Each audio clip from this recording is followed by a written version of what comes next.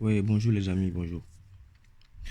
Il y a quelque chose qui se passe depuis il y a déjà un an que franchement moi-même je n'arrive plus à comprendre ce qui se passe quoi. Quand on doit vivre avec un animal sauvage, on est obligé de dresser l'animal là. Et si un jour l'animal se comporte d'une façon étrange, on fait appel aux gens qui dressent ces gens d'animal de venir voir ce qui se passe. Peut-être qu'il y a un problème au niveau du dressage de l'animal. Moi, ce que je ne comprends pas, c'est que ceux-là qui nous ont parlé de, de l'Esprit Saint, ceux-là qui nous ont fait venir la Bible, ceux-là qui nous parlent du droit humain, ceux-là qui sont prêts à emprisonner quelqu'un si la personne a tué un animal, par exemple comme le chat ou un chien, un animal domestique. Ceux-là qui sont prêts à emprisonner quelqu'un à cause de ça, ceux-là se comportent d'une façon étrange pour détruire l'humanité. Cela se comporte comme si il n'y a aucune trace d'humanisme dans leurs alentours, bien dans leur tête. Je veux dire quoi? Il y a déjà un an, presque un an, que la guerre d'Ukraine a commencé. On parlait de la guerre d'Ukraine, de la guerre d'Ukraine, de la guerre d'Ukraine à chaque fois. Mais maintenant, c'est plus guerre d'Ukraine. C'est devenu une guerre OTAN-Russie. Ça veut dire que ceux-là, s'ils ont une bonne mentalité, il faut qu'ils prennent conscience en même temps. Parce que s'ils font en sorte que une guerre nucléaire se déclenche, moi je veux dire à, aux appuyeurs de boutons qui lancent les missiles, de viser leur maison, quoi. Leur maison, leur présidence, leur résidence et tout. Il faut qu'ils laissent la population tranquille. Parce que il y a nos frères africains qui sont dans vos pays respectifs. Il y a nos frères africains, il y a nos frères, nos grands frères, sur qui nous comptons. Parce que ici, en Afrique, quand tu as un frère chez vous là-bas, à l'étranger, on dit que la famille est sauvée. On compte sur cette personne-là. Alors vous voulez le tuer, c'est ça? Vous voulez l'exploser dans vos guerres nucléaires, vous voulez l'exploser, c'est ça? Mettez ça dans vos crânes. Mettez ça dans vos crânes. Si vous voulez lancer des nucléaires, ou bien des bombes, ou bien des missiles, visez vos résidences, les maisons, les présidences. Est-ce que ceux-là, les soldats que vous allez envoyer sur les champs de bataille, il y a vos fils dedans? Est-ce qu'il y a vos frères dedans? Est-ce qu'il y a votre femme dedans?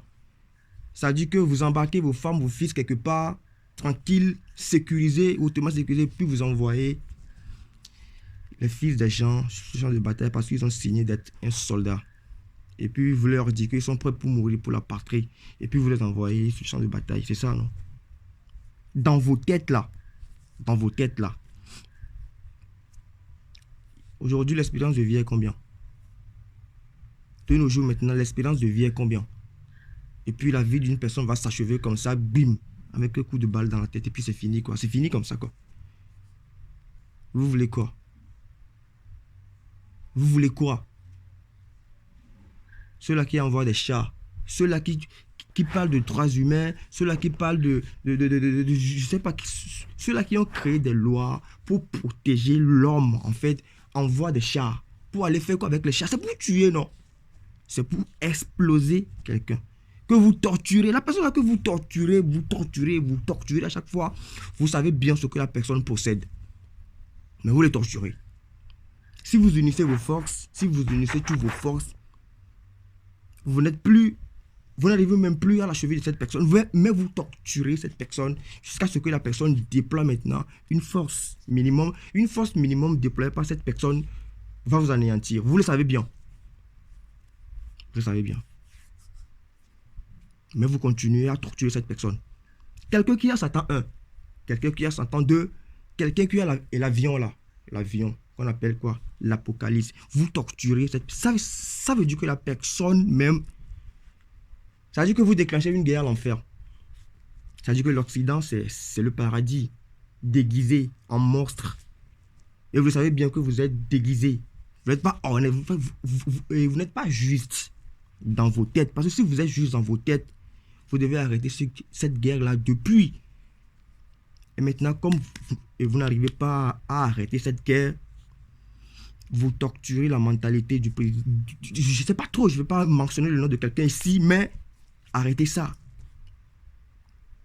C'est comme si vous déclenchez une guerre à l'enfer. Parce que, supposons que la Russie est l'enfer. Parce que la personne a tout. Comme le mentionne le nom de ce qu'il possède. Satan 1, Satan 2, Apocalypse. C'est l'enfer. Satan 1, Satan 2, l'Apocalypse. Et la Maguédon, je ne sais pas trop. C'est l'enfer, ça. Ça veut dire que la personne a tout ce qu'il faut pour faire le mal extrême. Mais vous le torturez. Si vous allez déclencher une guerre, pensez à nos frères africains qui sont chez vous là-bas. Trouvez-leur une bonne solution parce qu'ils ont lutté ici en Afrique avant de partir, avant de venir chez vous là-bas. Trouvez-leur une bonne solution. Ou bien arrêtez ça immédiatement parce que on avait étudié la Première Guerre mondiale, on avait étudié la Deuxième Guerre mondiale. C'est comme ça s'est passé. Petit à petit, petit à petit, petit à petit, petit à petit. Et puis, une nuit, bim, c'est déclenché. On ne veut plus ça. Président de tel, de tel. On ne veut plus ça. Arrêtez ça immédiatement. Arrêtez ça. Parce que chaque jour qui passe, le truc se généralise, ça devient grand. Arrêtez ça. Ok.